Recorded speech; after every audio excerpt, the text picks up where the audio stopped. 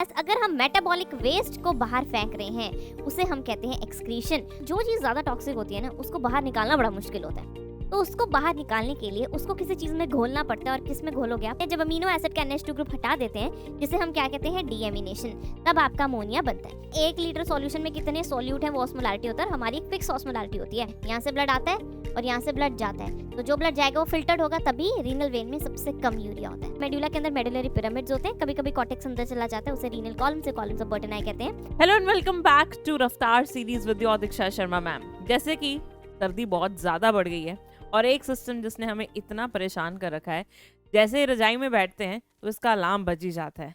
तो यस, हम किस सिस्टम की बात करें? एक्सक्रीटरी सिस्टम की। तो आज बेटा यही सिस्टम हम शुरू करेंगे। So let's get started with this chapter, excretory products and it's elimination. अगर हम नीट की बात करें, इस चैप्टर में से बेटा मिनिमम 1 मैक्सिमम 2 क्वेश्चन आते ही आते हैं और बड़े मज़ेदार क्वेश्चन आते हैं। तो चलिए उन्हीं क्वेश्चंस को क्रैक करने के लिए आज हम ये टॉपिक शुरू करते हैं। आज हम क्या पढ़ेंगे? आज हम पढ़ेंगे कि क्या क्या टाइप्स के एक्सक्रीटरी वेस्ट होते हैं और हमारा ह्यूमन एक्सक्रीटरी सिस्टम कैसा होता है। आपने 2 टर्म्स जरूर सुनी होंगी। कौन सी टर्म्स? एक आपने सुना होगा बेटा ईजेशन, एक टर्म सुना होगा आपने ईजेशन,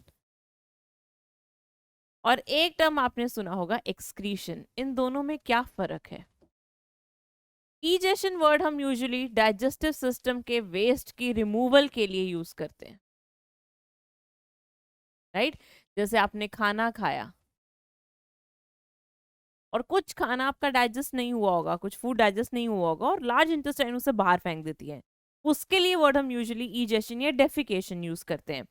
वेयर एज अगर हम मेटाबॉलिक वेस्ट को बाहर फेंक रहे हैं उसे हम कहते हैं excretion. So it is the removal of metabolic waste. अब ये मेटाबॉलिक वेस्ट क्या होता है? 2 तरह के वेस्ट बेटा बन रहे हैं आपकी बॉडी में। एक वेस्ट है, आपने फूड खाया, कुछ फूड डाइजेस्ट हुआ, कुछ नहीं हुआ। जो नहीं हुआ लार्ज इंटेस्टाइन उसे बाहर फेंक देगी, दैट इज योर ईजेशन। अब जो फूड डाइजेस्ट हो गया वो स्मॉल इंटेस्टाइन से आपके ब्लड में जाएगा, बॉडी सेल्स उस फूड को यूज करेंगे और तब जो वेस्ट बनेगा उसे हम कहते हैं मेटाबॉलिक वेस्ट। और उसका एक्सक्रीशन हम क्या कहते हैं, और उसका रिमूवल हम क्या कहते हैं? एक्सक्रीशन। और हमारे केस में ये एक्सक्रीशन कौन करता है बेटा? किडनी करता है। कौन करता है? किडनी। तो किडनी के 2 काम है, एक एक्सक्रीशन और दूसरा osmo regulation. What is this osmo regulation? हमारी बॉडी में सॉल्ट और वाटर का बैलेंस मेंटेन करना या फिर ऑस्मोलैरिटी मेंटेन करना इज ऑस्मो रेगुलेशन। तो ऐसा ही बड़ा कुछ हम इस चैप्टर में पढ़ने वाले हैं। तो चलिए आज शुरू करते हैं। तो बेटा आपने सुना होगा हमारे में एक्सक्रीटरी वेस्ट बनते हैं, ठीक है? तो हमारे पास यार कितने ऑर्गेनिज्म है, बहुत सारे ऑर्गेनिज्म है ना। देखो अभी यहीं कहीं एक एंट फिर रही होगी, बाहर देखो डॉग्स होंगे, है ना? तो ऐसे बहुत सारे ऑर्गेनिज्म है। तो किस में कौन सा एक्सक्रीटरी वेस्ट है, चलिए देखते हैं। तो जो मेन एक्सक्रीटरी वेस्ट है हमारे जो एनिमल्स में मिलते हैं वो 3 है, ammonia, urea and uric acid. इसके अलावा और भी बहुत होते हैं, ऐसी बात नहीं है, हम में और भी बहुत होते हैं, बट जो मेन वाले होते हैं वो ये 3 है। तो ये 3 एक्सक्रीटरी वेस्ट हम डिस्कस करेंगे। पहला अमोनिया, दूसरा यूरिया और तीसरा यूरिक एसिड। चलो शुरू करते हैं। तो सबसे पहले बेटा हम बात करेंगे अमोनिया की। तो हम जो पढ़ रहे हैं, हम सबसे टॉक्सिक से लीस्ट टॉक्सिक तक का सफर तय करेंगे। तो सबसे पहले जो हम पढ़ रहे हैं ammonia, it is the most toxic one. ये सबसे टॉक्सिक है, जहरीला, most toxic one, right? and the process of and the process of excreting ammonia and the process of excreting ammonia is known as ammonotelism. Ammonotelism, right? बेटा जैसे कि मैंने कहा ये सबसे टॉक्सिक है, तो जो चीज ज्यादा टॉक्सिक होती है ना उसको बाहर निकालना बड़ा मुश्किल होता है। तो उसको बाहर निकालने के लिए उसको किसी चीज में घोलना पड़ता है, और किस में घोलोगे आप? पानी में घोलोगे। तो हम कहते हैं कि इसको रिमूव करने में ज्यादा पानी की जरूरत होती है, इसीलिए इसे हम कहते हैं कि ये ज्यादा टॉक्सिक है and it use more water for its removal. तो मोर वाटर और large amount of water, large amount of water is used for its removal, for its removal. अब ये बनता कैसे है यार? आपने बायोमोलिक्यूल तो पढ़ा ना। अब बायोमोलिक्यूल में कहीं पर भी अमोनिया आया था? अमीन ग्रुप था कहीं? था यार, प्रोटीन्स में था। प्रोटीन किसके बने? अमीनो एसिड के। तो जब भी आप अमीनो एसिड में से अमीन ग्रुप निकाल देते हो तो जो बनता है वो अमोनिया होता है। तो it is formed by deamination. Deamination का मतलब removal of NH2 group, deamination of amino acid, right. Amino acid हमने कैसा बनाया था? यही बनाया था ना, इधर COH था, एक NH2 ग्रुप था, इधर H था, इधर R था। अगर हम इसको हटा देते हैं इस ग्रुप को, तो ये आगे जाकर क्या बनता है बेटा? अमोनिया बनता है, राइट। और जब भी अमोनिया का एक्सक्रीशन होता है वो अमोनियम आयंस की फॉर्म में होता है। अगर कोई मेरे पास ऑर्गेनिज्म है तो उसमें अमोनियम आयंस की फॉर्म में वो आराम से डिफ्यूज होकर बाहर निकल जाएगा, राइट। अब जैसे मैंने बात करी कि इसके एक्सक्रीशन के लिए बहुत ज्यादा पानी चाहिए। अब पानी कहाँ पर ज्यादा चाहिए? अब हम टेरेस्ट्रियल ऑर्गेनिज्म में धरती पर रहते हैं, हम इतना पानी नहीं अफोर्ड कर सकते। तो जो ऑलरेडी पानी में है वो तो पानी अफोर्ड कर सकते हैं ना। तो ये excretory waste, main excretory waste, एक आगे वर्ड यूज करी हूँ मेन। हम में भी अमोनिया बनता है पर हमारा मेन एक्सक्रीटरी वेस्ट नहीं है ये। तो मेन एक्सक्रीटरी वेस्ट वो उन ऑर्गेनिजम्स का होता है जो यूजुअली पानी में रहते हैं, ठीक है। तो ये उन ऑर्गेनिज्म में से बेटा बाहर कैसे जाते हैं? उनके पास यूजुअली इतनी वेल डेवलप किडनी नहीं होती, उनके बॉडी से सीधा डिफ्यूज करके बाहर निकल जाता है। अगर बात करूं मछली जल की रानी है, ये तो सबको पता है, फिश। सबसे पहले पानी की ऑर्गेनिज्म की बात करूं फिश याद आती है। तो फिश के गिल के सरफेस से डिफ्यूज होकर अमोनियम आइंस की फॉर्म में वो बाहर चला जाता है, ठीक है। सो यहां पर एक बात जरूर याद रखना, it is removed as ammonium ions, as ammonium ions through diffusion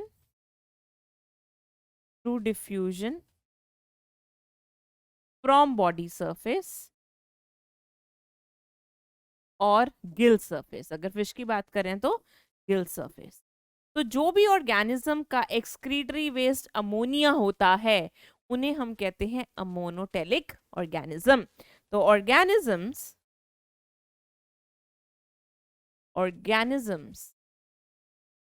with ammonia as excretory waste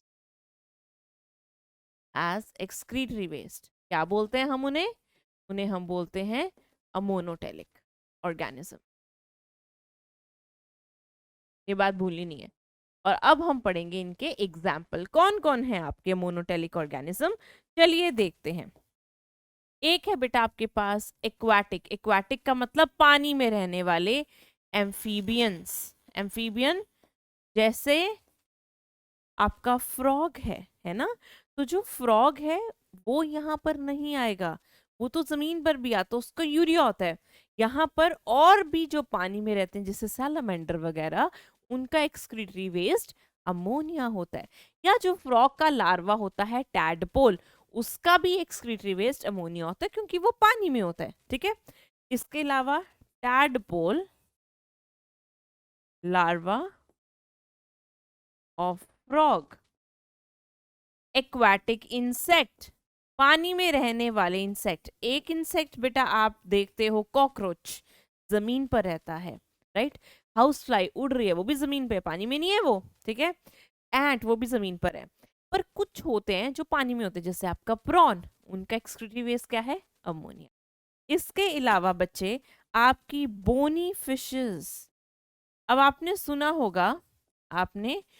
होगा फिशेस दो प्रकार की होती हैं, एक कार्टिलेजिनस होती हैं और एक क्या होती हैं बेटा? बोनी होती हैं। तो जो बोनी फिशेस हैं उनका एक्सक्रीटरी वेस्ट होता है अमोनिया, कार्टिलेजिनस का यूरिया, वो आगे करेंगे। इसके अलावा आपके बहुत सारे इनवर्टिब्रेट्स, उनमें भी वो ज्यादातर पानी में होते हैं। अगर आप बात करो पॉरीफेरंस की बात करो बेटा, पॉरीफेरा की, जो भी स्टार्टिंग के फाइलम्स हैं सारे नॉन कॉर्डेट्स में आते हैं, वो सारे आप यूजुअली देखना यार, वो पानी में है सारे, है ना। तो मैम ने क्या बताया था, जो यूजुअली पानी में होते हैं उनका एक्सक्रीटरी वेस्ट क्या होता है, अमोनिया होता है। भूलोगे अब, नहीं भूलना है, ठीक है। तो बेटा यहाँ पर हमने अमोनिया पढ़ा, अमोनिया सबसे टॉक्सिक है, तभी उसको पानी ज्यादा चाहिए रिमूवल के लिए। पानी चाहिए तो वही ऑर्गेनिज्म अफोर्ड कर सकते हैं इसको जो पानी में होते हैं, तो यूजुअली एक्वाटिक ऑर्गेनिज्म में होता है। बनता कैसे है, जब अमीनो एसिड का NH2 ग्रुप हटा देते हैं, जिसे हम क्या कहते हैं, डीएमिनेशन, तब आपका अमोनिया बनता है। और ये हमेशा अमोनियम आयंस की फॉर्म में बाहर निकलता है, या तो बॉडी सरफेस से डिफ्यूज होकर, या फिर गिल सरफेस से अगर वो मछली है, राइट। चलिए, जो ऑर्गेनिज्म अमोनिया एक्सक्रीट करते हैं उन्हें हम बोलते हैं ammonotelic organism, and the process of excreting ammonia is ammonotelism. Similarly बेटा अगला वेस्ट हम पढ़ेंगे यूरिया। जो प्रोसेस है यूरिया को एक्सक्रीट करने का, उसे आप क्या बोलोगे, यूरियोटेलिज्म। जैसे मोनोटेलिज्म था, वैसे ही जिन ऑर्गेनिज्म के पास यूरिया एक्सक्रीटरी वेस्ट होता है उसे आप क्या बोलोगे, आप उन्हें बोलोगे यूरियोटेलिक ऑर्गेनिज्म। तो बेटा यूरिया की बात करते हैं। So the process of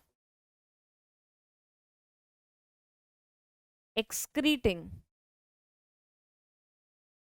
urea is ureotelism, right. ये थोड़ा कम टॉक्सिक होता है, अगर मैं अमोनिया से कंपेयर करूं तो 1 लाख टाइम लेस टॉक्सिक होता है। तो it is 1 lakh time, 1 lakh less toxic than ammonia, right. तो अगर ये टॉक्सिक कम है तो इसके रिमूवल के लिए पानी भी कम चाहिए होगा, सीधी सी बात है। अब हम ज्यादा पानी अफोर्ड कर सकते हैं, हम तो वैसे ही कम पीते हैं यार, टेरेस्ट्रियल हम। तो हमारे में इसलिए यूरिया होता है। तो requires less water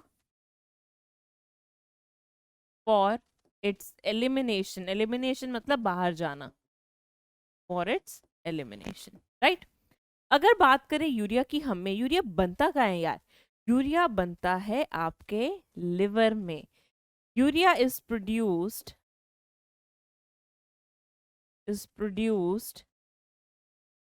in liver। अब यूरिया बेटा किसका बनता है, यूरिया किसका बनता है, यूरिया बनता है अमोनिया प्लस CO2। जब हमारी बॉडी में CO2 और अमोनिया, ये दो मेन वेस्ट होते हैं खतरनाक वाले, ठीक है। जब जैसे अब आपने C6H12O6 को अगर आप ऑक्सीडाइज करते हो, यूजुअली हमारे बॉडी में ये ऑक्सीडाइज हो रहा है, फूड यही होता है, तो हमारा एक तो CO2 बनता है और डीएमिनेशन से अमोनिया बनता है, जो बड़ा खतरनाक है। ये दोनों जब जुड़ते हैं तो ये यूरिया बनाते हैं। और यूरिया बनता कहाँ है बेटा, ये आपके लिवर में बनता है, राइट। और ये जो यूरिया होता है ये हमारी बॉडी में कहाँ पर मिलता है, एक तो हमारे ब्लड में होता है यूरिया, और दूसरा हमारी किडनी की मैट्रिक्स में होता है। अब किडनी की मैट्रिक्स में ये क्यों रखा जाता है, to maintain osmolarity, to maintain osmolarity. Osmolarity क्या होता है बेटा, नंबर ऑफ सॉल्यूट्स पर लीटर ऑफ अ सॉल्यूशन, कितने 1 लीटर सॉल्यूशन में कितने सॉल्यूट हैं वो ऑस्मोलैरिटी होता है। और हमारी एक फिक्स ऑस्मोलैरिटी होती है, राइट। अगर उससे कुछ भी डिस्टर्बेंस होता है तो किडनी हम कहते हैं ना ऑस्मोरेगुलेशन कर देता है। ऑस्मोरेगुलेशन क्या होता है, सॉल्ट वाटर बैलेंस, ठीक है। तो ये कैसे बैलेंस होता है, किडनी अपने अंदर थोड़ा यूरिया स्टोर कर लेता है जिससे ऑस्मोलैरिटी मेंटेन रहती है। तो अगर कोई पूछे हमारे में यूरिया कहाँ होता है, तो आप बोलोगे एक तो ब्लड में मिलता है और एक यहाँ पर किडनी मैट्रिक्स में भी। पर अगर कोई पूछे बनता कहाँ है यार, तो आप बोलोगे लिवर में बनता है। पर इसको बाहर कौन फेंकता है, it is excreted out with the help of kidneys. तो लिवर में बना, ब्लड से ट्रांसपोर्ट होकर कहाँ गया बेटा, किडनी में गया। तो it is excreted by kidneys, ठीक है। क्या रूट हुआ इसका फिर बेटा, बना कहाँ पर यूरिया, सिंथेसाइज कहाँ पर हुआ, लिवर में, लिवर से ब्लड में गया, ब्लड ने फिल्टर किया किडनी में, और किडनी से आउटसाइड। ये रूट रहता है बेटा, ये रूट रहता है यूरिया का आपकी बॉडी में।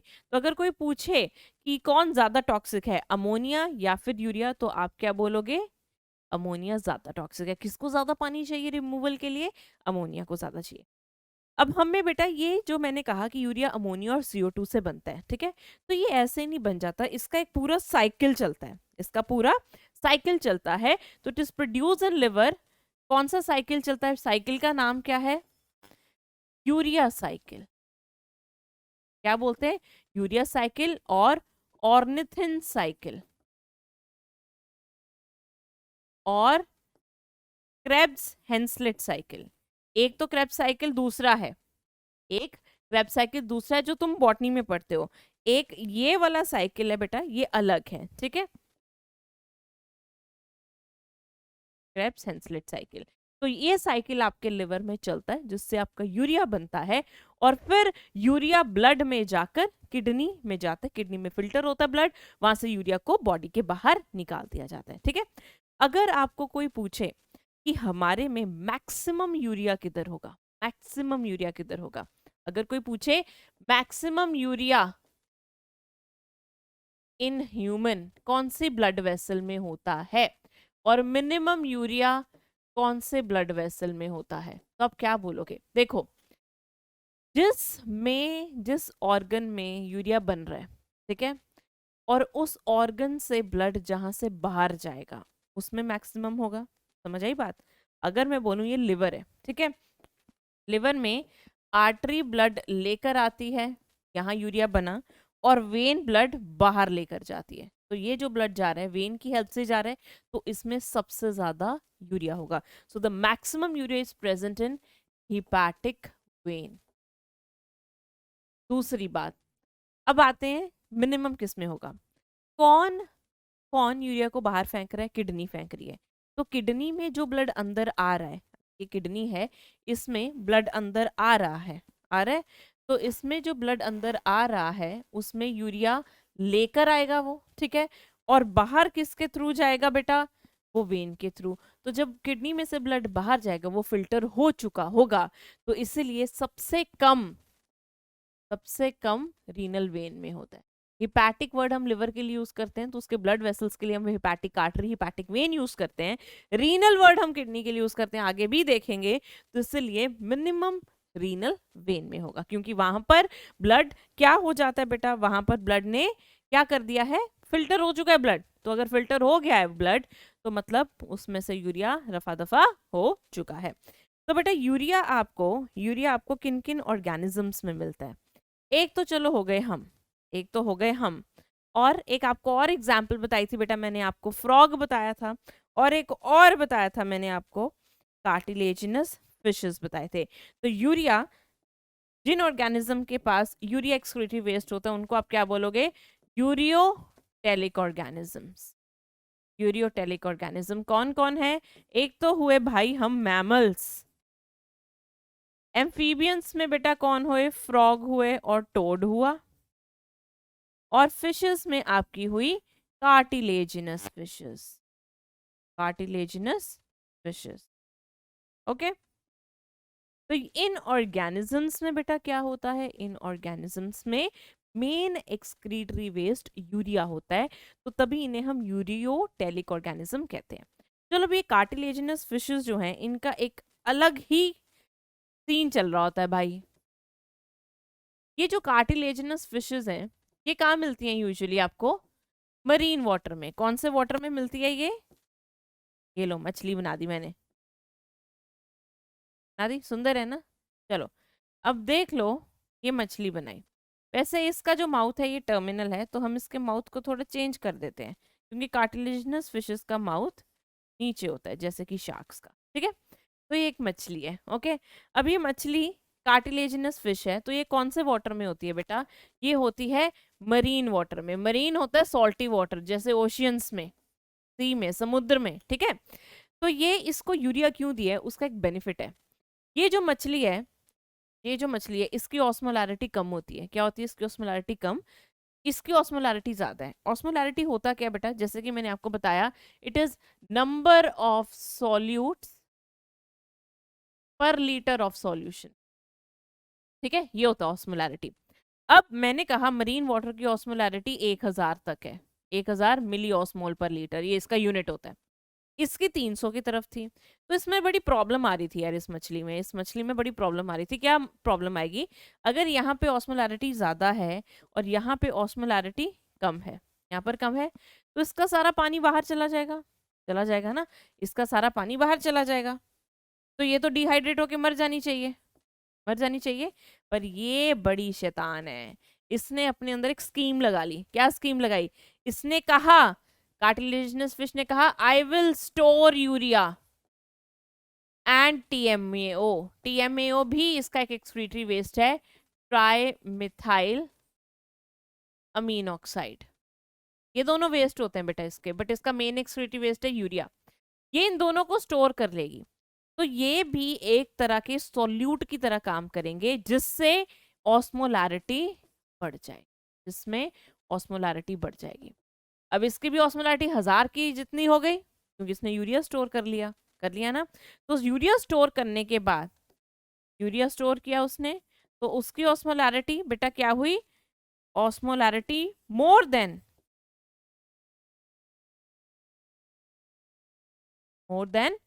Marine water. अब ये आराम से बिना वाटर के लॉस के ये इसमें आराम से जी सकती है, ये आराम से, ठीक है। तो इसीलिए नेचर ने इनको यूरिया दिया। क्यों दिया? क्योंकि मछली जल की रानी मरीन वाटर में जो थी, उसकी ऑस्मोलैरिटी बहुत कम थी। अब अगर वो यूरिया ना स्टोर करती, अगर उसका एक्सक्रीटिव वेस्ट यूरिया ना होता, इसके अंदर ऑस्मोलैरिटी कम ही रहती और सारा पानी बेचारी का बाहर चला जाता, डेसिकेशन से मर जाती, डिहाइड्रेशन से। तो स्कीम क्या आई? स्कीम आई, तुम यूरिया स्टोर कर लो, तुम्हारा यूरिया एक्सक्रीटिव वेस्ट, आज से तुम यूरिया स्टोर करो। यूरिया स्टोर करोगे तो 300 से ऑस्मोलैरिटी 1000 की तरफ जाएगी और भी ज्यादा हो जाएगी, जिससे वाटर लॉस नहीं होगा। तो ये मछली इसीलिए इसकी ऑस्मोलैरिटी ज्यादा हो जाती है मरीन वाटर से। और जब ऑस्मोलैरिटी ज्यादा होती है, उसके लिए एक टर्म यूज करते हैं, hyper osmotic. So cartilaginous fish is hyperosmotic than marine water. How? Because it stores urea and TMAO, which are its excretory waste. चलो नेक्स्ट है बेटा आपका यूरिक एसिड। ये सबसे कम टॉक्सिक है, ये तो बड़ा ही मजेदार है, ठीक है। It's least toxic. अगर बेटा ये लीस्ट टॉक्सिक है, मतलब इसमें टॉक्सिसिटी ज्यादा नहीं है, तो इसके रिमूवल के लिए वाटर भी बहुत कम चाहिए। तो ये उन ऑर्गेनिज्म में है जो ज्यादा पानी अफोर्ड नहीं कर सकते, जो जमीन पर हैं। तो यहाँ पर requires negligible water for its elimination. तो पानी तो ना के बराबर है, तो बेटा ये जब भी बाहर आता है तो ये सॉलिड फॉर्म में होता है, पैलेट बने होते हैं छोटे छोटे इसके, ठीक है। तो ये एक्सक्रीट होता है, it is excreted in solid form,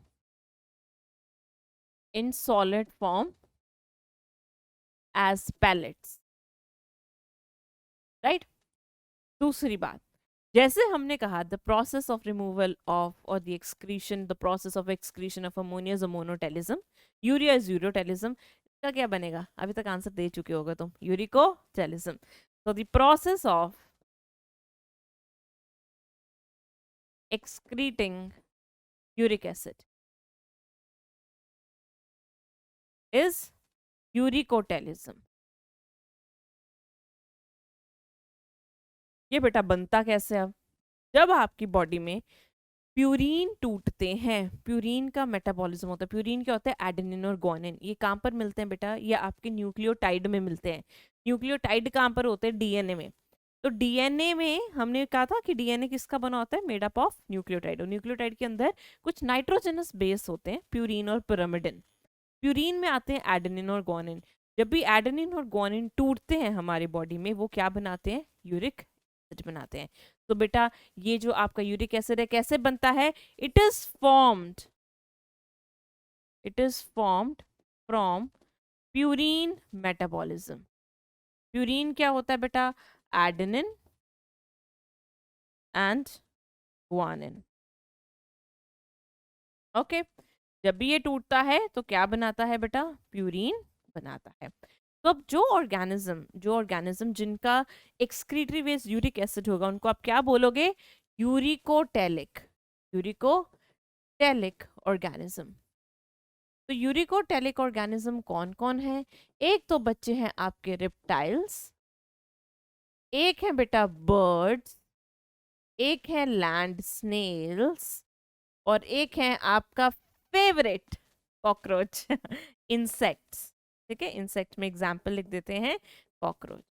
अगर आपने एक पैटर्न नोट किया होगा, इन ऑर्गेनिज्म के पास यूजुअली जो भी ऑर्गेनिज्म यूरिकोटेलिक है, जिनका एक्सक्रीटरी वेस्ट यूरिक एसिड है, ये अंडे देते हैं। देखा, रिप्टाइल अंडा देता है, बर्ड देता है, इधर आपका इंसेक्ट भी देता है ना।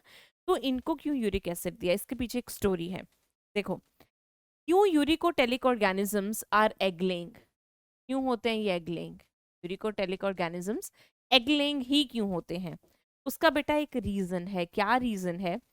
कि अगर मान लो मुर्गी है, ठीक है, मुर्गी का अंडा ऐसा होता है, खाते हो ना यार, बहुत बच्चे खाते होंगे। तो मुर्गी के अंडे के बीच में ही पूरा बच्चा ग्रो करेगा, एक टाइम आएगा जो पूरा ग्रो हो जाएगा, टूटेगा और बाहर आ जाएगा। ठीक है, तो इसमें अगर यहाँ पर बेबी बन रहा है, एम्ब्रियो बन रहा है, तो एम्ब्रियो एक्सक्रीटरी वेस्ट बनाएगा और एक्सक्रीटरी वेस्ट इस अंडे के अंदर ही रहेगा। ठीक है, यहीं पर डिपॉजिट होगा, बाहर नहीं जा सकता। कभी देखा मुर्गी का अंडा पड़ा और उसके बाहर से कुछ चीजें निकल रही है? देखा कभी? कभी नहीं होता। तो मतलब जो भी एक्सक्रीटरी वेस्ट बनाएगा इसके अंदर ही रहेगा। तो नेचर ने कहा अगर मैं इसको अमोनिया दूंगा, और अगर अमोनिया यहाँ पर एक्यूमुलेट हो गया, इकट्ठा हो गया, वो तो भाई बहुत टॉक्सिक है, वो तो एम्ब्रियो को खत्म कर देगा। तो नेचर ने सोचा भाई एग लेइंग ऑर्गेनिज्म का फिर क्या किया जाए। हमारे में तो प्लेसेंटा होती है, मदर से अटैच होता है, मदर से न्यूट्रिशन ले लेता है बच्चा और एक्सक्रीटरी वेस्ट दे देता है और मदर बाहर फेंक देती है, राइट। तो इनमें तो ऐसा नहीं है, ये तो अंडे वाले हैं। तो नेचर ने कहा यार चलो अमोनिया देंगे तो बच्चा नहीं सरवाइव करेगा, इनको यूरिक एसिड दे देते हैं। तो इसीलिए इनका वेस्ट क्या होता है बेटा? यूरिक एसिड होता है। क्यों? अमोनिया इज हाईली टॉक्सिक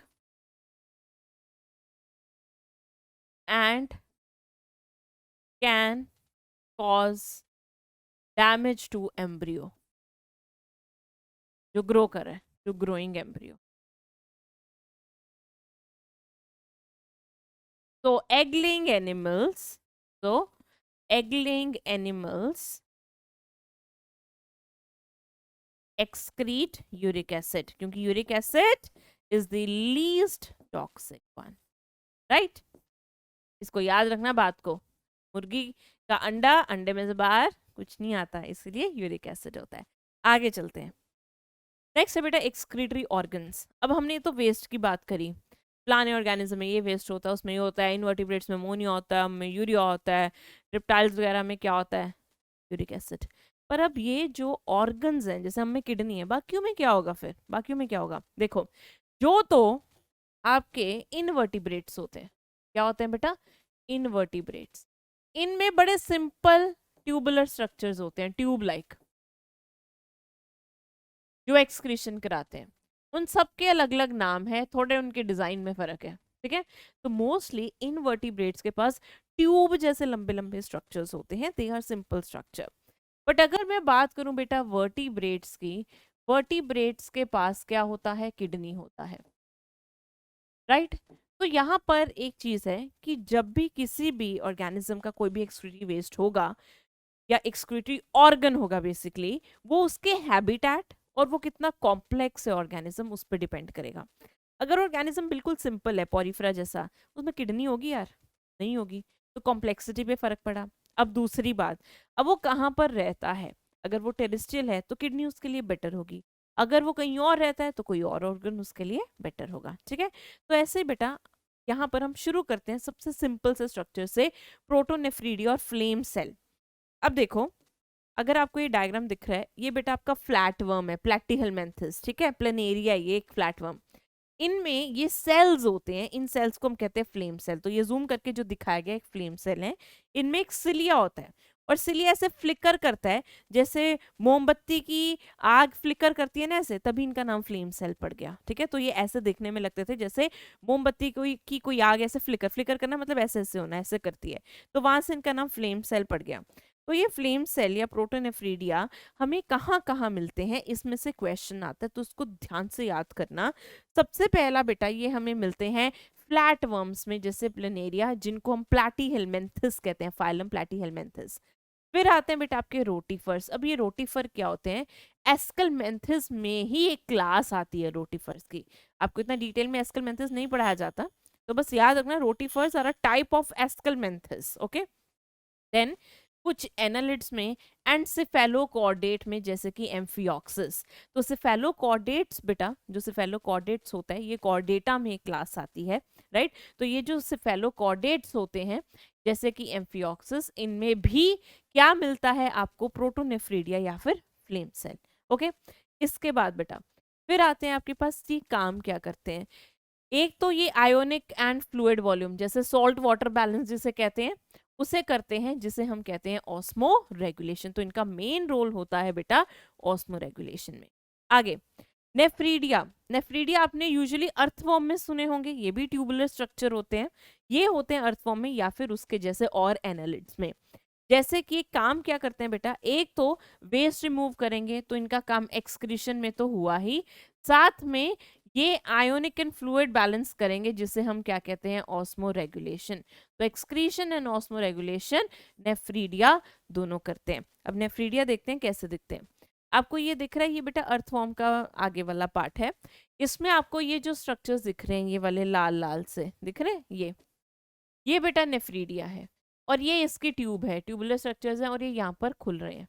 तो ये क्या करेंगे, उसके बॉडी फ्लूइड से वेस्ट उठाकर यहाँ पर फेंक देंगे, और वो बॉडी से गट से बाहर चला जाएगा।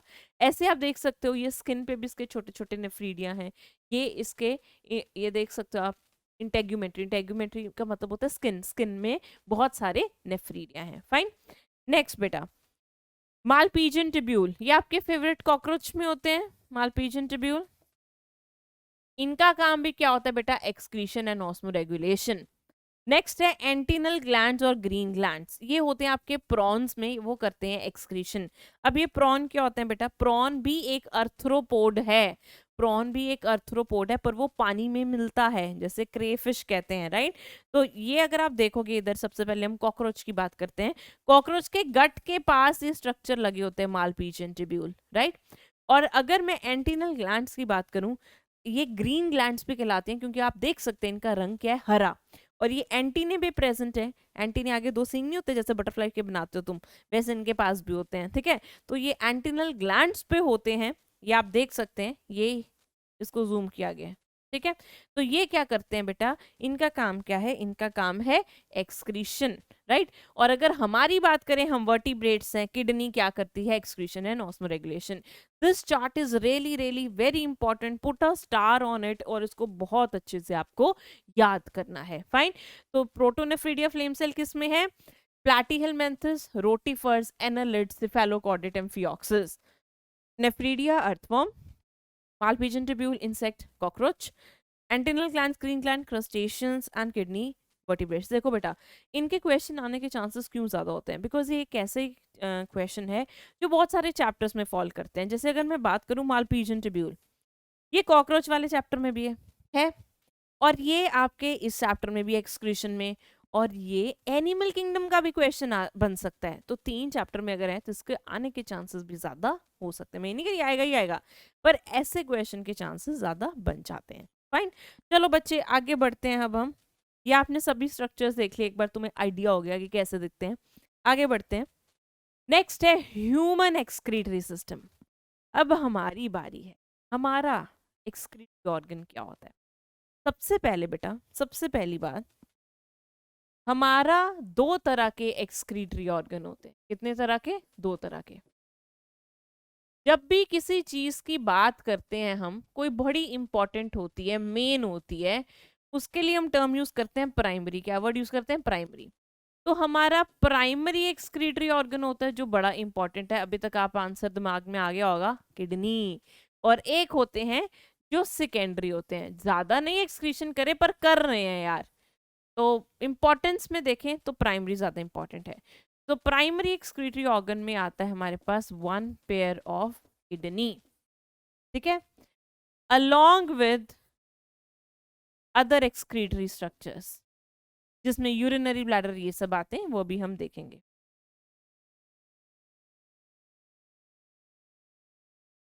राइट। सेकेंडरी में बेटा हमारे पास क्या आते हैं, जैसे आपकी स्किन, स्किन में ग्लैंड्स होते हैं, ऑयल ग्लैंड्स होते हैं, स्वेट ग्लैंड्स होते हैं ना, स्वेट ग्लैंड, ऑयल ग्लैंड, ये भी एक्सक्रीशन करते हैं। इनका डिटेल लास्ट में करेंगे लास्ट में करेंगे, ठीक है, पर अभी नहीं, लास्ट में करेंगे। लिवर भी करता है बेटा एक्सक्रीशन, आपका लंग भी करता है, आपका लार्ज इंटेस्टाइन भी करता है एक्सक्रीशन, और आपका सलाइवरी ग्लैंड भी करता है, ठीक है। इन सब की डिटेल हम करेंगे पर चैप्टर के एंड में। Okay, so we have two types of excretory organ, एक प्राइमरी जो बड़ा ही इंपॉर्टेंट काम करें जैसे आपका किडनी, और एक जो उनके साथ हैं पर थोड़ा बहुत एक्सक्रीशन कर रहे हैं, तो वो हुए सेकेंडरी। फाइन, तो चलो बेटा अब हम देखेंगे कि आपका ह्यूमन एक्सक्रीटरी सिस्टम कैसा दिखता है। Let's see. All right, okay, तो बेटा आप यहाँ पर देख सकते हैं ये है हमारा human excretory system. So if you can see here, if you can see here carefully, if you can see here, यहाँ पर बेटा आपको बड़ा एक सुंदर सा डायग्राम दिख रहा है ना, क्या है ये जो आप देख रहे हो दोनों, ये दोनों आपके किडनी है। मैंने कहा you have one pair of kidney, what do you have, you have one pair of kidney, ठीक है। तो ये आपकी बेटा हुई किडनी, ओके। ये जो ब्लू में है ये आपकी वेना केवा से आ रही है, और ये अयोटा से आ रही है, ये ब्लड वेसल्स हैं जिनकी आगे ब्रांचेस निकलती है। So if you can see here carefully, if you can see here carefully and properly, the red one here is renal artery, जो ऑक्सीजनेटेड ब्लड अयोटा से लेकर आएगी, ठीक है। अयोटा लेफ्ट से आती है, लेफ्ट हार्ट से ऑक्सीजनेटेड ब्लड होता है। और जो ये ब्लू वाली है बेटा, इफ यू कैन सी है, ये ब्लू वाली, this one is renal vein. ये क्या है बच्चे, रीनल वेन। किडनी अटैच होती हैं इन डक्ट से, वाइट कलर की, दीज आर यूरेटर्स, और यूरेटर खुलते हैं बेटा इस स्ट्रक्चर में जिसे आप क्या कहते हो, यूरिनरी ब्लैडर। ये जो सैक लाइक स्ट्रक्चर है यूरिनरी ब्लैडर है। इसके नीचे बेटा अगर आप देखोगे ये ओपनिंग है, ये इधर, और ये ट्यूब लाइक छोटा सा स्ट्रक्चर है, ये है आपका ये वाला, ये है आपका यूरेथ्रा। क्या है ये, यूरेथ्रा। तो आप देख सकते हो यूरिनरी ब्लैडर में दो ओपनिंग है जिसमें क्या खुलेंगे, यूरेटर खुलेंगे, ठीक है। और ओके, और इधर एक है जहां पर क्या खुलेगा बेटा, यूरेथ्रा खुलेगा। ओके, आगे चलते हैं। ऊपर आपको ये दिख रहा है, ये क्या चीज है, ये क्या है, ये एड्रीनल ग्लैंड है, वो हम केमिकल कंट्रोल एंड कोऑर्डिनेशन में पढ़ेंगे। तो ये एक मोटा मोटा सा स्ट्रक्चर है बेटा, ये मोटा मोटा सा स्ट्रक्चर है ह्यूमन एक्सक्रीटरी सिस्टम का। तो चलो अब हम इसे लेबल करते हैं, लेट्स लेबल दिस अप, जगमगा देते हैं, रोशनी लाते हैं जीवन में।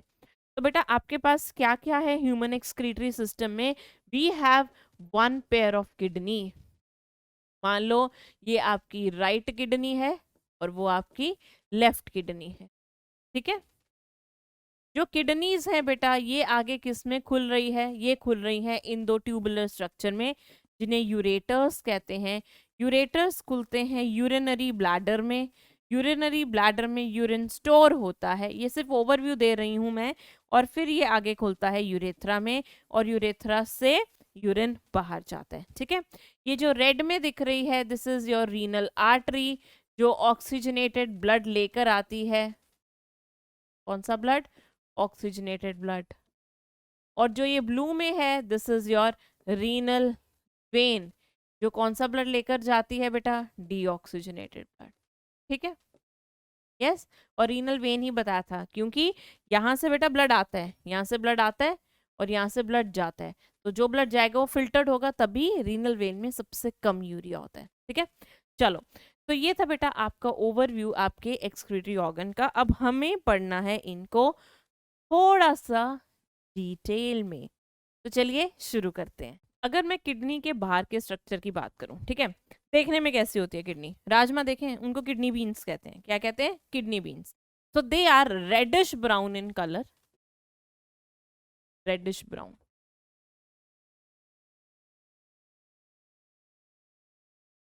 reddish brown in color. They are bean shaped. Bean shape है बेटा, आपने देखा अभी बीन शेप कैसी होती है, कैसे होती है बच्चे बीन शेप? बीन शेप होती है ऐसे, ठीक है, they are reddish brown in colour, they are bean shape. अगर मैं इनके डायमेंशंस की बात करूं, 10 से 12 सेंटीमीटर की लेंथ होती है, 5 से सेंटीमीटर की मोटाई या विड्थ के होती है इसकी इतनी, और थिकनेस जिसे मोटाई कहते हैं it is 2 to 3 centimetre. Weight कितना होता है? 120 to 170 ग्राम होता है एक किडनी का वेट, ठीक है। अब मैं अगर इसके बात करूं लोकेशन की, क्या होता है कैसे होता है, अभी देखते हैं। बड़ा एक इंटरेस्टिंग सा स्ट्रक्चर है इसका, सिंपल सा है बच्चे। अगर ये मैं किडनी की बात करूं, किसकी बात करूं? किडनी की। तो मेरी किडनी है कहाँ? ये मेरी डॉर्सल बॉडी वॉल है, ये मेरी वेंट्रल बॉडी वॉल है, ठीक है। मैं यहाँ पे खड़ी हूँ जस्ट लाइक दिस, ठीक है। ये मेरी साइड कौन सी है? वेंट्रल। ये साइड क्या है? डॉर्सल। तो डॉर्सल बॉडी वॉल ये हुई ventral abdominal wall body wall, ठीक है। तो एब्डोमिनल जब मैं वर्ड यूज कर रही हूँ तो मतलब मेरे नीचे वाले पोर्शन की बात कर रही हूँ। तो ये जो पार्ट है, this is the ventral abdominal wall. This is what? This is the ventral abdominal wall, okay. और ये क्या है बेटा? ये है आपकी dorsal abdominal wall, dorsal abdominal wall. तो अगर आपको एक क्वेश्चन आए कि किडनी कौन सी वॉल से फ्यूज है, चिपकी हुई है, तो आप बोलोगे डॉर्सल एब्डोमिनल वॉल से चिपकी हुई है, ठीक है। दूसरी बात, अब हम कहते हैं हमारे जो ऑर्गन्स होते हैं वो एक कैविटी के अंदर होते हैं जिसे हम पेरिटोनियम कहते हैं। क्या कहते हैं? पेरिटोनियम। इमेजिन करो बेटा, ये है पेरिटोनियम, ठीक है। इस पेरिटोनियम के अंदर तुम्हारे विजरल ऑर्गन्स है, आपका इंटेस्टाइन वगैरह पड़ा है या नहीं? यस। तो ये जो पेरिटोनियम है बेटा, ये डबल लेयर होती है, एक इसकी विजरल लेयर होती है, एक पेराइटल लेयर होती है, ठीक है। डबल लेयर होती है, एक इसकी कौन सी लेयर होती है? एक विजरल लेयर होती है, एक पेराइटल होती है। अगर आप देखोगे ये पेरिटोनियम सिर्फ इसके एक ही साइड पर है। कौन सी साइड पर है? एक ही साइड पर है। या फिर बिल्कुल सिंपल अगर हम इस स्ट्रक्चर को करें, एकदम से सिंपल कर दें, तो आप अगर जब भी किडनी को देखोगे, तो आपको किडनी के तरफ सिर्फ एक ही तरफ क्या मिलेगी? पेरिटोनियम मिलेगी। सिर्फ एक ही तरफ पेरिटोनियम मिलेगी, वो भी वेंट्रल साइड पे, ठीक है। क्योंकि ये डॉर्सल साइड होगी, वेंट्रल होगी। तो peritoneum is only present on ventral side, not on the dorsal side. तो ऐसे ऑर्गन जिनमें पेरिटोनियम सिर्फ एक ही साइड होती है उन्हें हम कहते हैं रेट्रोपेरिटोनियल ऑर्गन्स। क्या कहते हैं? Retroperitoneal organ. रेट्रो मतलब बिहाइंड, राइट।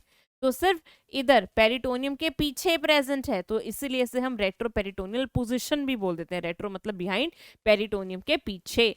तो रेट्रोपेरिटोनियल ऑर्गन है और पोजीशन हुई retroperitoneal position. That means peritoneum is present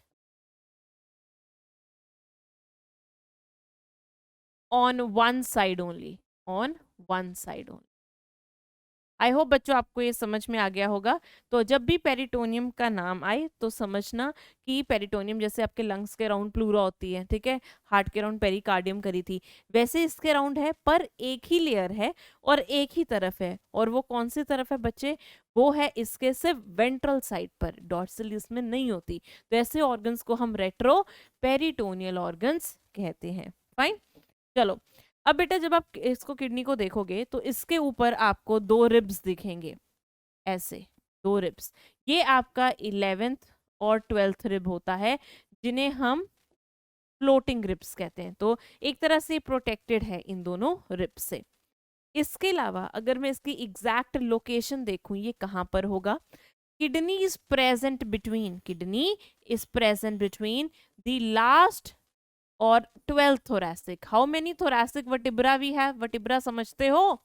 vertebrae करे थे ना हमने रिब केज में, बताया था मैंने आपको। वर्टिब्रे क्या होता है? ये रीढ़ की हड्डी, वर्टिब्रल कॉलम, ये छोटे छोटे मनकों से बनी है, छोटे छोटे पर्ल्स से बनी है, छोटे छोटे बोन से बनी है, जिन्हें हम कहते हैं, क्या कहते हैं? वर्टिब्रे। तो हमारे जो थॉरिक्स रीजन में वर्टिब्रे हैं वो 12 होते हैं। तो लास्ट वाला मतलब 12 हुआ, 12th हुआ, तो लास्ट या फिर 12th वर्टिब्रा और third lumbar vertebra. Lumbar vertebrae 5 होते हैं और लंबर कहाँ होते हैं बेटा? यहाँ कर्व आ रहा है देखो कमर में, इधर पीछे, इधर कर्व आता है, तो यहाँ पर आपके लंबर होते हैं, ठीक है। तो थर्ड लंबर और 12th थोरैसिक वर्टिब्रा के बीच में आपकी किडनी प्रेजेंट है, जिसके पास सिर्फ एक ही तरफ से पेरिटोनियम है, जिसे हम रेट्रोपेरिटोनियल ऑर्गन कहते हैं, और पोजीशन को रेट्रोपेरिटोनियल पोजीशन कहते हैं। और ये कौन सी वॉल से डायरेक्टली फ्यूज है? डॉर्सल एब्डोमिनल वॉल से फ्यूज है। तो आप ब्रैकेट में लिख सकते हो kidney is directly fused, because इसमें पेरिटोनियम नहीं है, it is directly fused with dorsal abdominal wall, abdominal wall, ठीक है। यस, तो ये था बेटा आपका किडनी का लोकेशन, वो कैसे दिखती है, उसका कलर क्या है, और उसके डायमेंशंस क्या है, लेंथ, थिकनेस, विड्थ उसका क्या है, ये सब हमने किया। अब हम इसके ऊपर देखते हैं इसकी बॉडी किसकी बनी हुई है, ठीक है। अगर ये किडनी है, ऑब्वियसली अब तो यार अब तो समझ जाओ ये किडनी है। किडनी में आप देखोगे एक ब्लड वेसल ब्लड लेकर आती है ऑक्सीजनेटेड, जिसे हम कहते हैं रीनल आर्टरी, और एक जो डीऑक्सीजनेटेड ब्लड लेकर जाती है उसे हम कहते हैं रीनल वेन।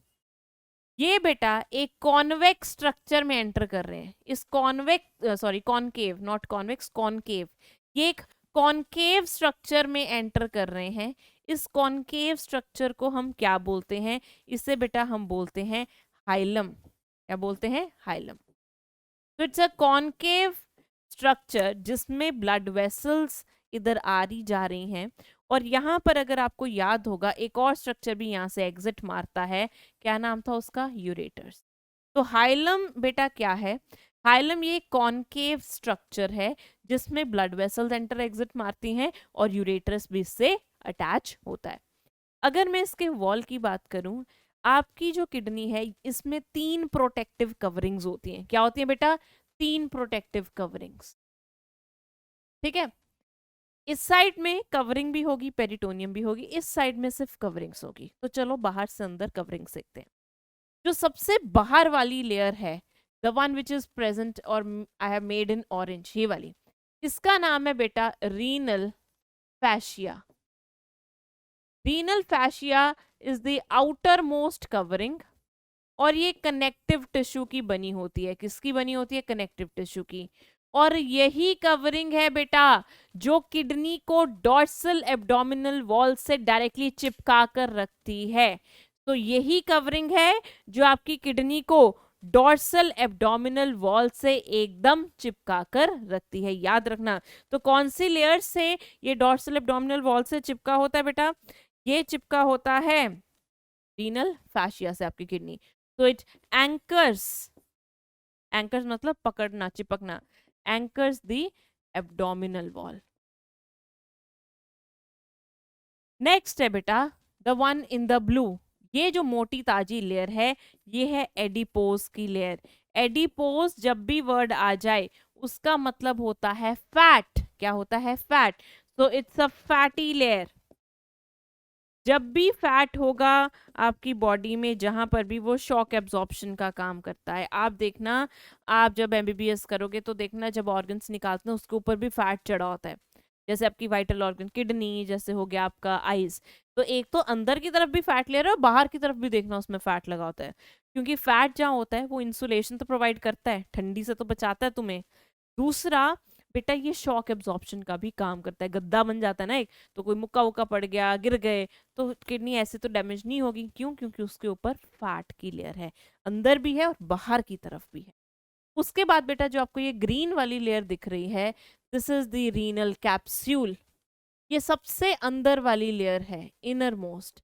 इस लेयर का काम क्या होता है? ये भी कनेक्टिव टिश्यू की बनी है। किसकी बनी है बेटा? कनेक्टिव टिश्यू की।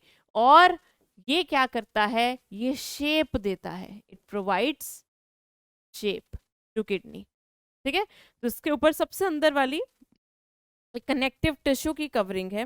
तो ये जो दोनों कनेक्टिव टिश्यू है बेटा, ये कौन से टाइप के होते हैं? ये डेंस इरेगुलर कनेक्टिव टिश्यू होते हैं, उसमें भी और इसमें भी, ठीक है। दोनों डेंस इरेगुलर।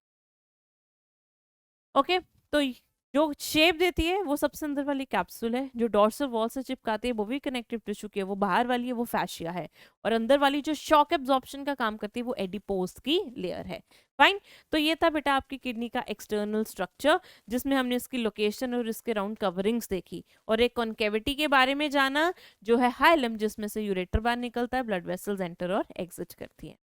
चलो आगे बढ़ते हैं, आगे करेंगे इसका इंटरनल स्ट्रक्चर। तो इंटरनल स्ट्रक्चर करते हैं बेटा अभी हम, let's see the internal structure. तो इसके लिए अब फिर थोड़ा जीवन में रोशनी कम कर देते हैं। चलो, तो if you can see here बेटा, ये किडनी का एलएस है। एलएस क्या होता है? Longitudinal section. एलएस क्या होता है बच्चे? Longitudinal section. ट्रांसवर्स सेक्शन क्या होता है? अगर मेरे पास ये किडनी है, ठीक है, इसको मैं ऐसे कट कर रही हूँ, इट्स अ लॉन्गिट्यूडनल सेक्शन। अगर मैं इसको ऐसे कट कर रही हूँ, it's a transverse section.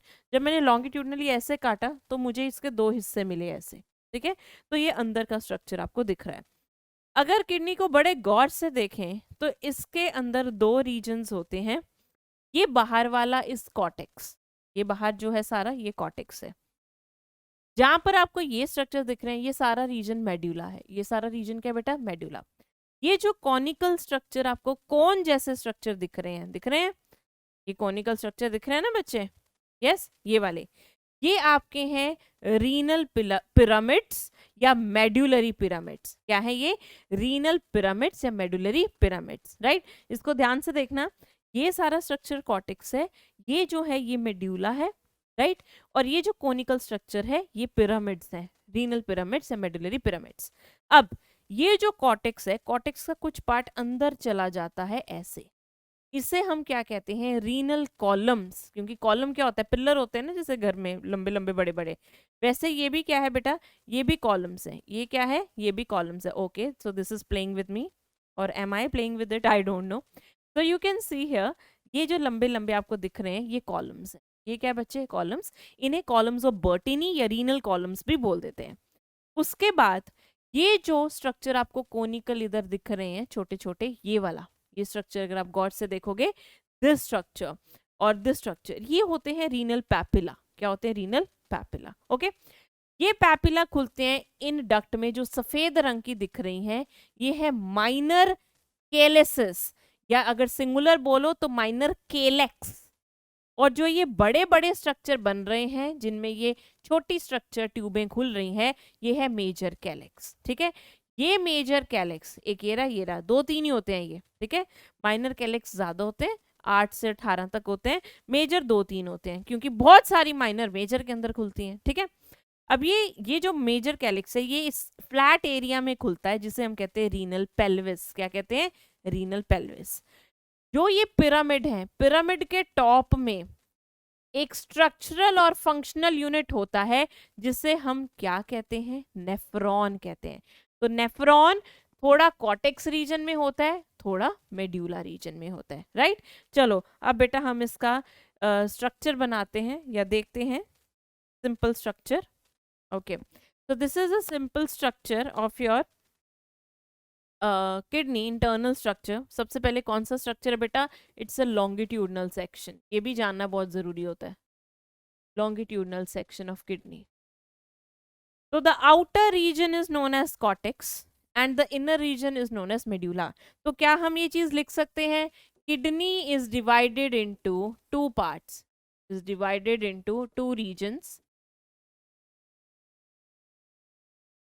Two reasons. क्या रीजन्स है बेटा? Outer cortex and inner medulla, right. ये हुआ पहला पॉइंट। ओके, आगे अगर हम बात करें मेड्यूला में, ये कोनिकल स्ट्रक्चर्स प्रेजेंट है, ये पिरामिडल स्ट्रक्चर, इन्हें हम कहते हैं रीनल पिरामिड्स और मेडुलरी पिरामिड्स। तो अगली लाइन लिखेंगे हम, इन मेड्यूला रीनल और मेडुलरी pyramids are present।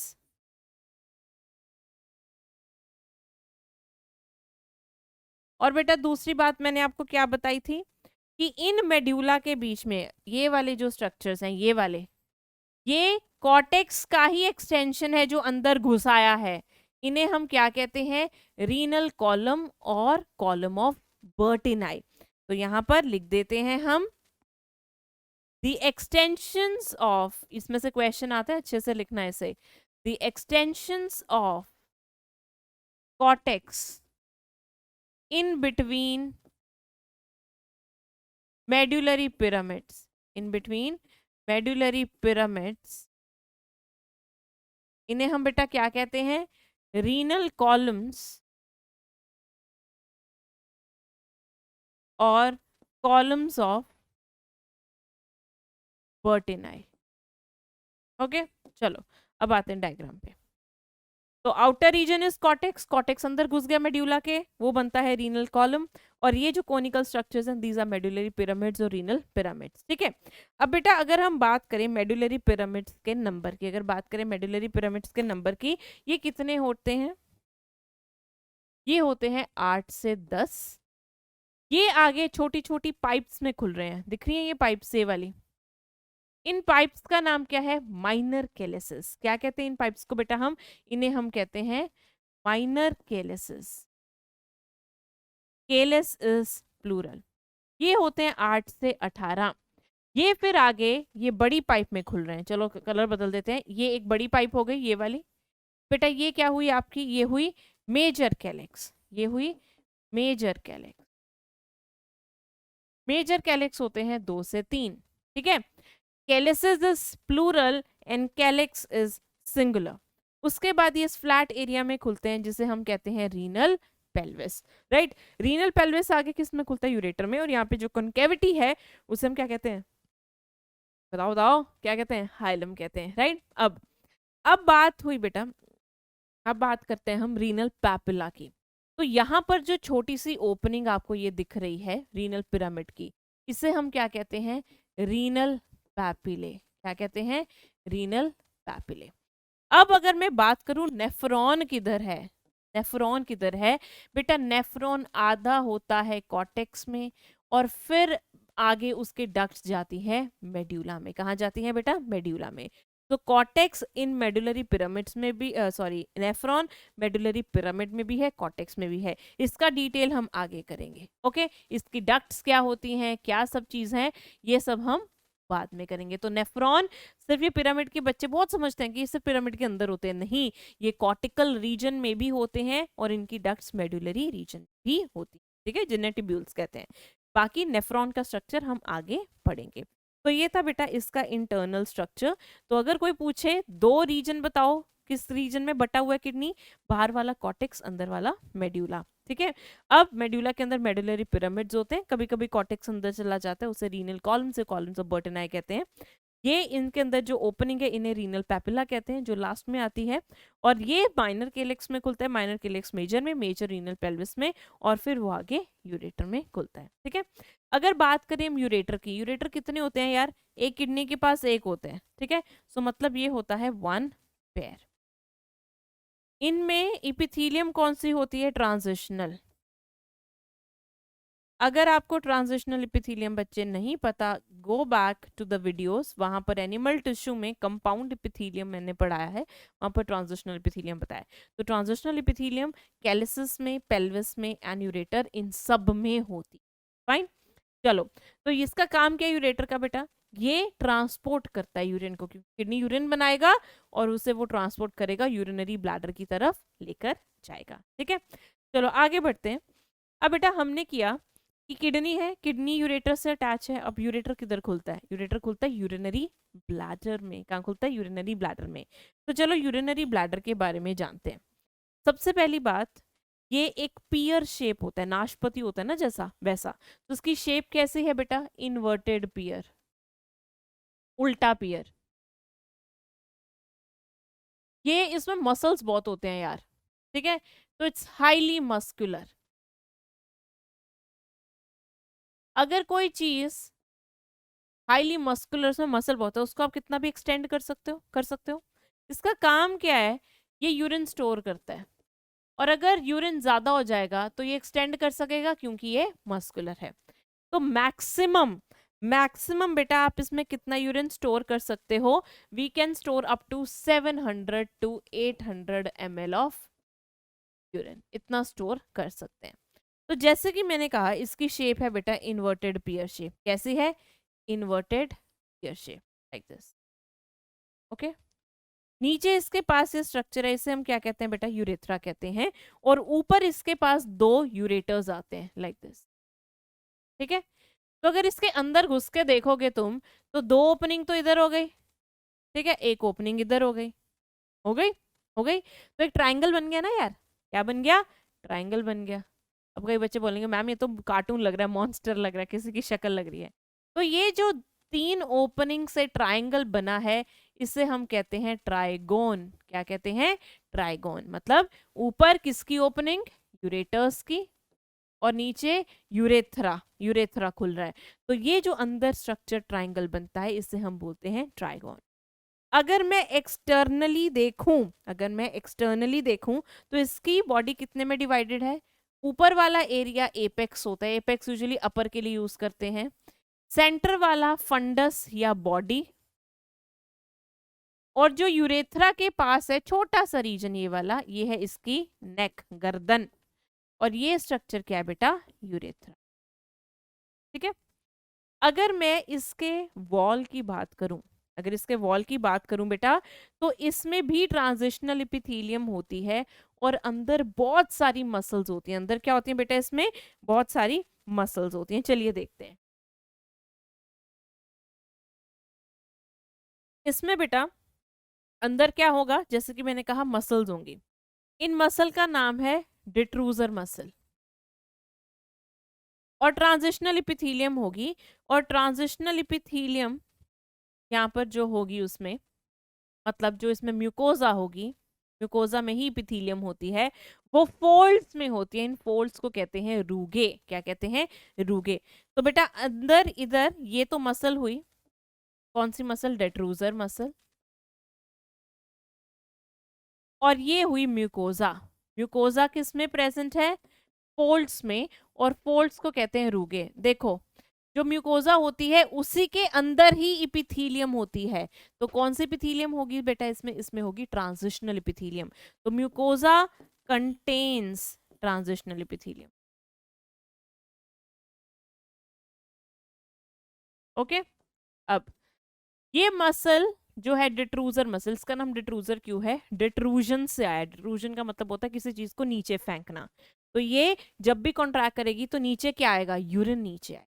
ठीक है बच्चे, तो यहाँ पर इसके पास कौन सी मसल है? बड़ी पावरफुल मसल है, ये स्मूथ मसल होती है एक तरह की। तो ये मसल क्या करती है? यूरिन को बाहर फेंकने में हेल्प करती है।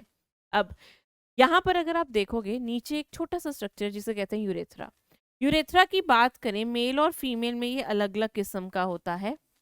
मेल में जो यूरेथ्रा होता है ये लंबा होता है, लॉन्गर।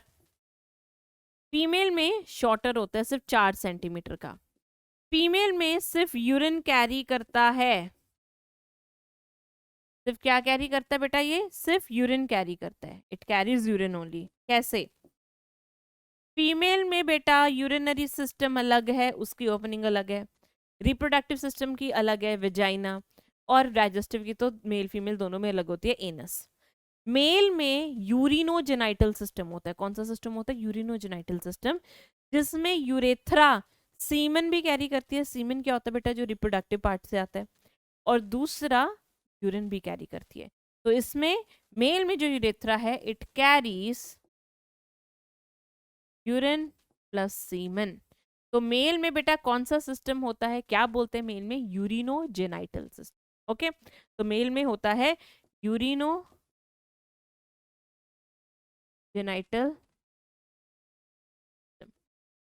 राइट। चलो, अब ये जो यूरेथ्रा है इसके ऊपर मसल के बैंड होते हैं, जैसे रबड़ बैंड होते हैं ना, चिप्स खा लेते हो आधा छोड़ देते हो, तो मम्मी क्या करती है? खराब ना हो तो उसके ऊपर रबड़ बैंड चढ़ा देती है ना। तो वैसे ही यूरेथ्रा के पास भी बेटा दो रबड़ बैंड है, एक बाहर की तरफ, एक अंदर की तरफ। इन रबर बैंड को हम कहते हैं sphincters. So this is external, sorry, internal, okay, so this is internal urethral sphincter, internal urethral sphincter smooth muscles का बना होता है विच आर इनवोलेंट्री मसल्स। कौन सी मसल होती है बेटा? इनवोलेंट्री। तो ये आपके कंट्रोल में नहीं होता, ये स्फिंक्टर आपके कंट्रोल में नहीं होता। वेयर एज जो एक्सटर्नल यूरेथ्रल स्फिंक्टर है, एक्सटर्नल यूरेथ्रल स्फिंक्टर है, ये कौन सी मसल का बना है? ये बना है स्केलेटल मसल का। और स्केलेटल मसल बच्चे आपको भी पता है वोलेंट्री होती है। क्या होती है? वोलेंट्री। और ये हमारे कंट्रोल में होता है, तभी चाहे ब्रेन से सिग्नल आ जाए, अभी करेंगे कि यूरिन कैसे बाहर आता है, बड़ा लंबा रिफ्लेक्स है इसमें, तो पर फिर भी वो बाहर तभी आता है जब आप चाहते हो, जब आप वॉशरूम जाते हो, राइट? तो क्योंकि ये स्फिंक्टर आपके इसमें है, कंट्रोल में। स्फिंक्टर का काम क्या होता है यार? जब तो ये कॉन्ट्रैक्ट कर रहा है, ठीक है, जैसे रबर बैंड है, रबर बैंड जैसे आप ऐसे चढ़ा देते हो तो वो क्या करता है? उस चीज को बंद कर देता है। रिलैक्स करो तो वो खुल जाता है, ठीक है। तो ऐसे आपकी यूरेथ्रा के पास रबर बैंड है जिन्हें हम स्फिंक्टर कहते हैं। और ये क्या है बेटा?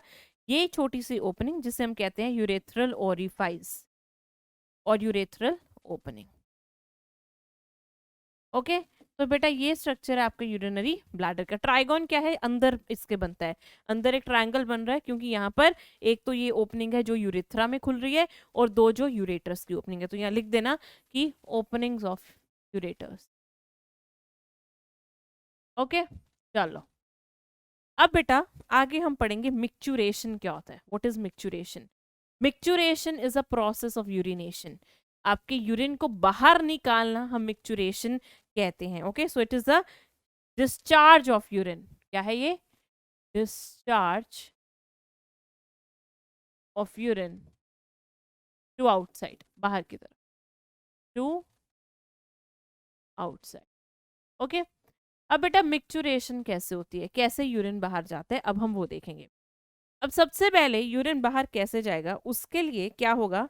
एक रिफ्लेक्स चलेगा जिसे हम कहते हैं मिक्चुरेशन रिफ्लेक्स। क्या कहते हैं? मिक्चुरेशन रिफ्लेक्स, जिसमें आपका सीएनएस इन्वॉल्व होता है, सेंट्रल नर्वस सिस्टम, और सेंट्रल नर्वस सिस्टम में भी आपका स्पाइनल कॉर्ड। होता क्या है बेटा?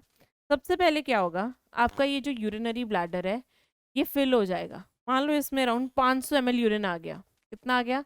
500 ml यूरिन। जब इसमें यूरिन आएगा तो इसकी वॉल स्ट्रेच हो जाएंगी। वॉल्स क्या हो जाएंगी? इससे स्ट्रेच हो जाएंगी। और वॉल के ऊपर लगे होते हैं बेटा स्ट्रेच रिसेप्टर। क्या लगे होते हैं? स्ट्रेच रिसेप्टर, जो एक न्यूरॉन के साथ अटैच होते हैं, और ये इंफॉर्मेशन देता है सेंट्रल नर्वस सिस्टम को। ये बात समझ में आई? जैसे ही ये स्ट्रेच होगा, ये स्ट्रेच रिसेप्टर स्टिमुलेट हो जाएंगे और ये न्यूरॉन्स इंफॉर्मेशन देंगे सेंट्रल नर्वस सिस्टम को। तो ये क्या बेटा आपका? ये स्ट्रेच रिसेप्टर, ठीक है। और ये क्या है आपका? सेंसरी न्यूरॉन, ठीक है, एफरंट न्यूरॉन। अब जैसे ही सीएनएस को पता लगा, मान लो यहाँ पर स्पाइनल कोड इन्वॉल्व है, तो सीएनएस अपने मोटर न्यूरॉन से इंफॉर्मेशन यूरिनरी ब्लैडर पर लेकर आएगी। ये कौन सा न्यूरॉन? इफरंट या मोटर न्यूरॉन, ठीक है, एक रिफ्लेक्स हो गया। फिर ये अब ये न्यूरॉन्स क्या करेंगे? दो काम करवाएंगे। जो तो डिट्रूजर मसल है यहाँ पर, उसे कॉन्ट्रैक्ट करेंगे ताकि ये ऐसे कॉन्ट्रैक्ट करे, निचुड़ जाए यूरिनरी ब्लैडर और यूरिन नीचे आए। और जो यहाँ पर दो दरवाजे हैं, स्फिंक्टर्स हैं, रबर बैंड है, उनको रिलैक्स कर देगी। इसकी मसल को कॉन्ट्रैक्ट करेगी, इसकी मसल को रिलैक्स करेगी, ताकि ये खुल जाए और यूरिन नीचे आ जाए। कैसे बेटा? देखो, अगर मान लो ये स्फिंक्टर है, ठीक है, ये मान लो ये यूरेथ्रा है, अगर तो ये रबर बैंड है, जैसे ये स्फिंक्टर है, ये कॉन्ट्रैक्ट कर रहा है, तो ये ओपनिंग बंद होगी। आप देख सकते हैं ये ओपनिंग बिल्कुल बंद है ना? ये बंद है, कोई चीज नहीं निकल सकती।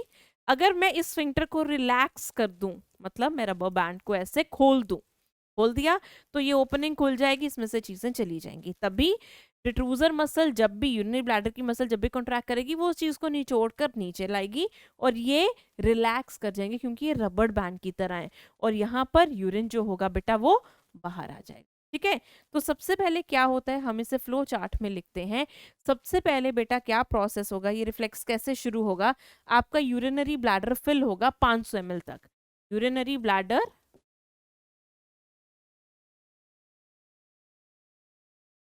फिल्स अप टू 500 ml, ठीक है। अब वो फिल हो गया। फिल होने के बाद बेटा क्या होगा, जैसे ही वो फिल होगा तो ये वॉल यूरिनरी ब्लैडर की स्ट्रेच करेगी, जिससे स्ट्रेच रिसेप्टर स्टिमुलेट हो जाएंगे। ठीक है, तो क्या होगा, wall of urinary bladder get stretched. उससे क्या होगा, स्ट्रेच रिसेप्टर्स स्टिमुलेटेड, स्टिमुलेट हुए स्ट्रेच रिसेप्टर। अब क्या करेंगे बेटा वो स्ट्रेच रिसेप्टर, ये स्ट्रेच रिसेप्टर सिग्नल देंगे आपके मिक्चुरेशन सेंटर को जो सीएनएस में है। Send signals to micturition centre. Centre क्यों बोला, क्योंकि वही रिफ्लेक्सेस कंट्रोल कर रहा है in CNS, central nervous system. अब बेटा क्या होगा, सेंट्रल नर्वस सिस्टम से, सेंट्रल नर्वस सिस्टम से बेटा न्यूरॉन्स आएंगे। ठीक है, ये न्यूरॉन्स आएंगे, ये इम्पल्स या सिग्नल लेकर आएंगे। Neurons from CNS send signal to, किसको सिग्नल को, सिग्नल किस किस को भेजेंगे बेटा, एक यूरिनरी ब्लैडर,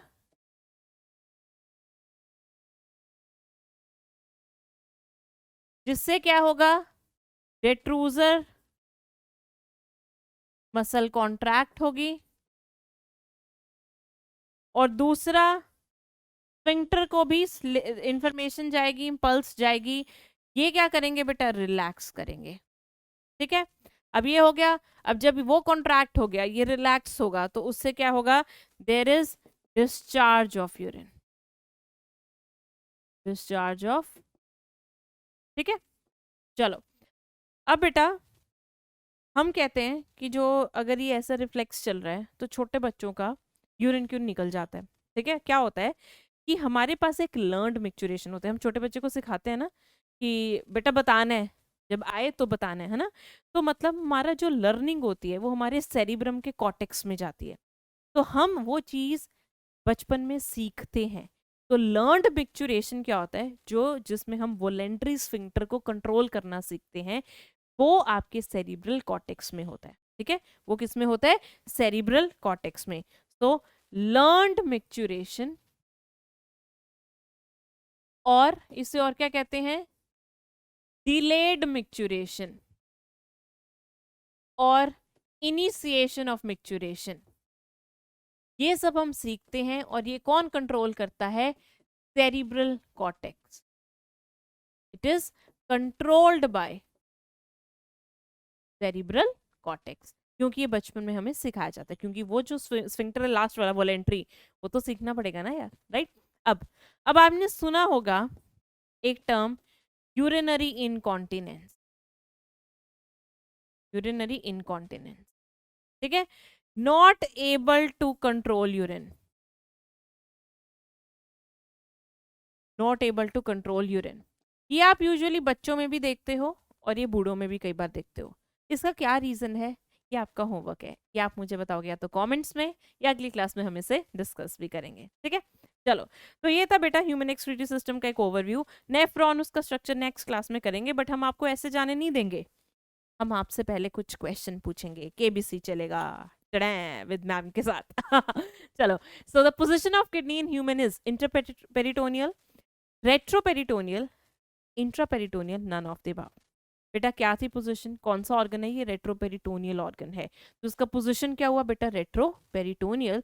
तो आंसर क्या बना बच्चे, तो क्या होते हैं रेट्रोपेरिटोनियल ऑर्गन, जिनके पास सिर्फ एक ही साइड पर पेरिटोनियम कवरिंग हो। Next, columns of Bertini in the kidneys of mammals are formed as extension of।